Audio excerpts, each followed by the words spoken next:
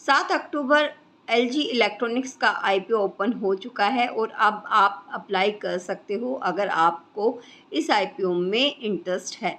लेकिन कोई भी आईपीओ अप्लाई करने से पहले कंपनी का ए टू जेड विस्तृत जानकारी तो बनता ही है। इसी के साथ बात करेंगे कंपनी के डिविडेंड से लेकर कंपनी के कर्जे तक की। और एलजी का मेन पर्पस है ऐसे प्रोडक्ट्स का निर्माण करना जो टायर 2 और टायर 3 जैसी सिटीज़ में जल्दी से जल्दी अवेलेबल करवाए जा सके और वो ज़्यादा से ज़्यादा ऊर्जा का बचाव की। एशिया में ज़्यादा से ज़्यादा मैन्युफैक्चरिंग यूनिट बढ़ाने के साथ साथ ही कंपनी का अगला जो पर्पस है वो इंडिया में अपने पैर को ज़्यादा से ज़्यादा फैलाना भी है। कैपेक्स जो है उसको दोगुना करने के उद्देश्य से कंपनी अब आईपीओ लेकर आ रही है।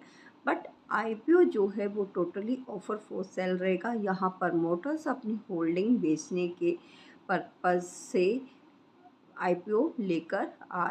अब बात कर लेते हैं एलजी के आईपीओ से related. Opening and closing date तो आप लोगों को पता ही है। जी हाँ, 7 अक्टूबर से 9 अक्टूबर के बीच में आपको ये आईपीओ के लिए अप्लाई कर सकते हो। आईपीओ का साइज जो रहेगा 11,607 करोड़ के आसपास का रहेगा। Offer type 100% offer for sale रहेगा, जैसा कि मैं अभी आप लोगों को बता चुकी हूँ। प्रमोटर्स अपनी हिस्सेदारी यहाँ पर बेचेंगे, कंपनी में कोई नया पैसा नहीं आएगा। इसी के साथ ही बात करें प्राइस बैंड की तो 1080 से 1140 तक का प्राइस बैंड पर शेयर यहाँ पे रखा गया है। लॉट साइज़ की बात करें तो एक लॉट जो कि 14,820 रुपये का पर लॉट आप लोगों को पड़ेगा 1140 के शेयर के हिसाब से, तो 13 शेयर कुल आपको मिलेंगे। इसी के साथ में अलॉटमेंट की जो डेट होगी वो 10 अक्टूबर रखी गई है और लिस्टिंग की जो डेट है वो 14 अक्टूबर 2025 रखी गई है। जीएमपी की बात करें तो जीएमपी 270 से 320 के आसपास हमें देखने को मिल रहा है। ग्रे मार्केट प्राइस जो है 24 से 28% प्रीमियम के साथ बढ़ता हुआ दिख रहा है। संभावित जो लिस्टिंग प्राइस है वो हो सकता है 1410 से 1460 के बीच में, और लिस्टिंग के बाद जो वैल्यूएशन है वो 77,400 से लेकर 80,000 करोड़ तक बन दिख सकती है। पी की बात करें तो वो 35 मल्टीपल्स से 47 मल्टीपल्स के आसपास हमें देखने को मिल सकता है। कंपनी का main focus energy saving, innovation and premium products पर है।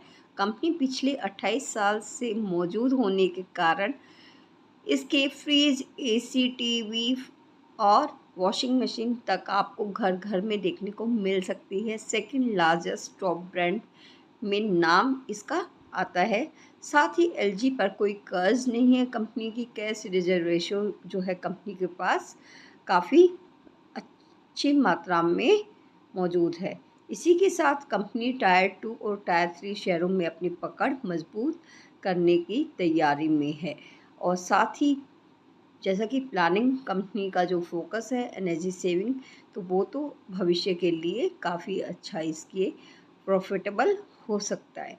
आगे की योजना की अगर बात करें तो मैन्युफैक्चरिंग क्षमता 2 गुनी करने की योजना कंपनी की बताई जा रही है। भारत को एशिया का मैन्युफैक्चरिंग हब बनाना है। ग्रामीण और छोटे शहरों में स्मार्ट एंड प्रीमियम प्रोडक्ट्स की पहुंच बढ़ाना है। Retail network and service infrastructure में निवेश बढ़ाना है। डिविडेंड एंड फाइनेंशियल पोजीशन अगर कंपनी की देखी जाए तो कंपनी पर कोई डेब्ट नहीं है। कैश रिजर्व्स काफ़ी मजबूत है। जैसा कि मैं अपने शेयर होल्डर के लिए टाइम टू टाइम डिविडेंड भी देने वाली ये कंपनी अगर बताई जा रही है कि मोस्टली जितनी भी ब्रोकरेजेस हाउस है सभी का इस पर एक पॉजिटिव व्यू बन रहा है, क्योंकि ये मार्केट लीडर है और मजबूत ब्रांड है। और साथ ही टाइम टू टाइम ये एक फिक्स रिटर्न के साथ कंपनी हर साल आगे बढ़ती हुई नज़र आ। एलजी इलेक्ट्रॉनिक्स इंडिया आईपीओ उन इन्वेस्टर्स के लिए ज़्यादा बेहतर माना जा रहा है जो लंबे समय के लिए अपना पैसा इन्वेस्ट करना चाह रहे हैं और एक ब्रांड में और एक फिक्स रिटर्न के साथ उनको अर्निंग होती रहे। तो दोनों ही केसेस में एलजी का ये आईपीओ इन्वेस्टर्स के लिए बेहतर हो सकता है जिनको एक फिक्स रिटर्न साल 10 साल के हिसाब से चाहिए होते हैं और जिनका विश्वास एक ब्रांड में होता है। लेकिन सब ध्यान देने वाली बात यह है कि कंपनी का ये आईपीओ ओएफएस पर आधारित है, यानी जुटाई गई जो रकम है कंपनी में नहीं जाएगी बल्कि प्रमोटर को मिलेगी। तो आपने क्या निर्णय लिया है कि क्या ये आईपीओ में आप अप्लाई कर रहे हो या नहीं कर रहे हो? जल्दी से जल्दी कमेंट करके मुझे जल्दी से बताइए। साथ ही वीडियो कैसा लगा वो भी बताइए और आप लोगों ने अभी तक सब्सक्राइब किया है तो वो भी बताइए। थैंक्स फॉर वॉचिंग और अपने दोस्तों के साथ शेयर करना ना भूलें।